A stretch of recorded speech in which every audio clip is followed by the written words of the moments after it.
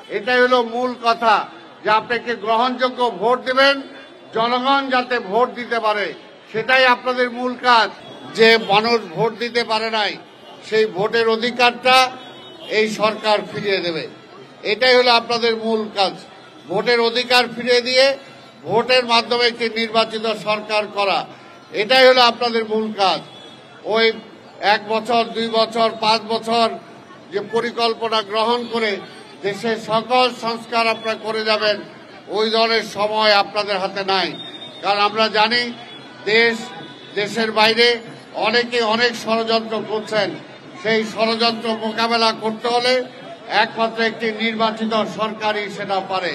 কাজে সেই কারণে জনগণের ম্যান্ডেট নেওয়ার জন্য আপনি দ্রুত নির্বাচনী একটা রোড ম্যাপ আপনি ঘোষণা করেন, যে রোড ম্যাপের মধ্য দিয়ে এই জাতি আবার গণতন্ত্রের দিকে ধাবিত হবে, নির্বাচনের দিকে ধাবিত হবে এবং নির্বাচনের মাধ্যমে জনগণের সরকার প্রতিষ্ঠিত হবে।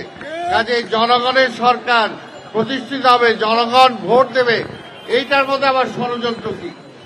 এটার মধ্যে তো ষড়যন্ত্র নাই। হাসিনাও এরকম বলেছিল ভোট কার জন্য দিব, ওই তারেক রহমান আইসা দেশ চালাবে সেটার জন্য। আজকেও যদি সেই একই কথা আমাদের শুনতে হয় তাহলে এটা তো আমরা শুনতে চাই না। আমরা ভোটের জন্যই লড়াই করেছি।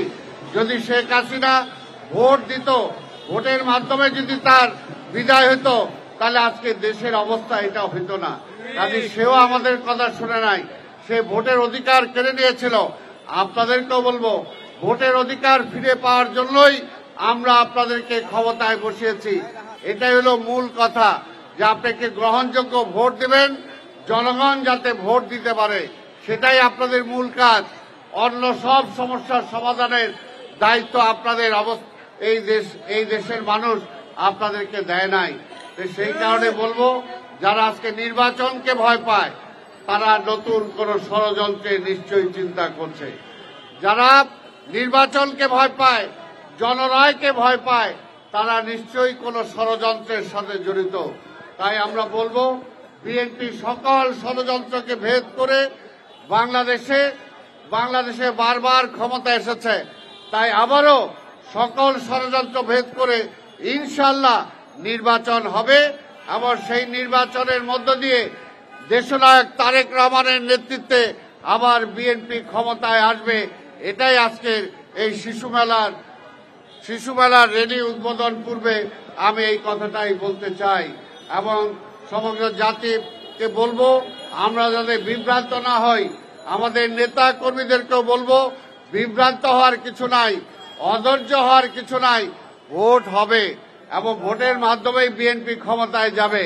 আর 17 বছর আমরা অপেক্ষা করছি, আর কিছুদিন কি আমরা অপেক্ষা করতে পারবো না? অবশ্যই পারবো। জনগণের কাছে থাকতে হবে। আর যারা চাঁদাবাজ, যারা সন্ত্রাস করে, তাদের সাথে বিএনপির কোনো সম্পর্ক নাই। পরিষ্কার কথা, চাঁদাবাজদেরকে নিয়ে বিএনপি সংগঠন করে না। জনগণের বন্ধুদেরকে নিয়ে, জনগণের সাথে যারা আছে তাদেরকে নিয়ে বিএনপি রাজনীতি করে। সেই কারণে বিএনপি এতই জনপ্রিয়। সেই কারণে বিএনপিকে অনেকেই ভয় পায়, দেশের অনেকেও ভয় পায়, বিদেশের অনেকেও ভয় পায়। কিন্তু বিএনপি বিদেশের নির্ভর হয়ে রাজনীতি করে না। বিএনপি জনগণের উপর নির্ভর করে রাজনীতি করে। তাই আমরা বিশ্বাস করি বিএনপির সাথে জনগণ আছে। তাই যারা ভয় পান, ভয় পেয়ে কোনো লাভ নাই। আসেন না, নির্বাচনে আসেন। দল একটা না, দুইটা না, 10টা করেন, অসুবিধা কি আছে? আসেন, জনগণের কাছে যাই, জনগণের ম্যান্ডেট দিব। জনগণ যাকে রাষ্ট্র ক্ষমতায় পাঠাবে তা সেই রাষ্ট্র পরিচালনা করবে। তাই আপনাদের সবাইকে ধন্যবাদ জানিয়ে আগামীতে ইনশাআল্লাহ আমরা অপেক্ষা করেছি, আরো অপেক্ষা করব যতদিন না নির্বাচন আমরা আদায় করতে পারি। নির্বাচন আদায়ের জন্য যদি আবার রাজপথে নামতে হয়, সেটার জন্য বিএনপি প্রস্তুত আছে। কিন্তু জনগণকে ছেড়ে বিএনপি কখনো যায় নাই, এখনো জনগণের সাথে আছে। আগামীতে জনগণকে সাথে নিয়েই এই দেশে আবার গণতন্ত্র ফিরে আসবে, মানুষের অধিকার ফিরিয়ে আনবে। এই কথা বলে আমি আমার বক্তব্য শেষ করছি। খোদা হাফেজ। বাংলাদেশ জিন্দাবাদ।